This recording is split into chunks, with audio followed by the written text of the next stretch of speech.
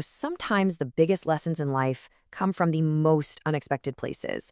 Today, we're going to dive into a pretty profound idea about resilience that comes from, of all things, a backyard tree. It's really a story about what happens after you get cut back. It seems like such a simple question, right? But the answer, wow, it holds a really powerful key to how we handle the tough stuff life throws at us. And our whole story really kicks off with a simple, very human wish. I mean, how many of us have felt that? You look outside, you see a tree just standing there through storms and seasons, and you think, man, I wish I could bottle some of that up. That feeling is exactly where we're starting. Okay, so first up, let's talk about the star of our show, the thriving tree. This is all about just watching and seeing resilience in action. So picture this, right? The tree gets pruned. Its branches are cut back, its leaves are trimmed. From the outside, it honestly looks like it's been injured, like it's been diminished. But what happens next? Well, that's where things get really interesting. And get this, it only takes 2 weeks. That's it. In that incredibly short amount of time, you start to see the tree's response. And believe me, it is not what you would expect at all. The tree doesn't just patch itself up. No way. It responds with this incredible abundance. We're talking more new leaves than before, tiny new branches sprouting out all over, and even flowers starting to bloom. It's not just getting back to where it was, it's starting a whole new chapter. And it's actually stronger. And that, of course, brings us to our own lives. Because let's be real, life prunes all of us too. We all go through these necessary cuts. You know exactly what I'm talking about. Those moments that just cut you down to size. A loss, a failure, an ending you didn't see coming. It hurts, it can be really sharp and painful, and it definitely leaves you feeling a whole lot smaller than before. The connection here is so direct it's almost startling. Just think about it. The tree's cut branches, that's just like our own losses and failures. The trimmed leaves, that feels a lot like the sting of criticism or a bout of illness.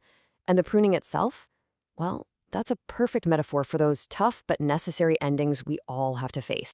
So what's the takeaway here? What can this tree's response actually teach us? It's really an invitation to grow. And this gets us to the core idea, the central doctrine of this whole thing. And I'm sure we all know this feeling intimately. After a setback, what's our gut reaction? It's to retreat, right? To shrink. We put up walls, we close ourselves off, and we try to protect whatever little we feel like we have left. It's a response that comes straight from fear. But the tree, it does the exact opposite. It doesn't shrink. It doesn't waste energy being angry or resentful. It just stays open, rooted in what it still has, and it keeps reaching for the sun. It chooses openness over fear. And that right there, that is the essential mind shift, the whole game changer.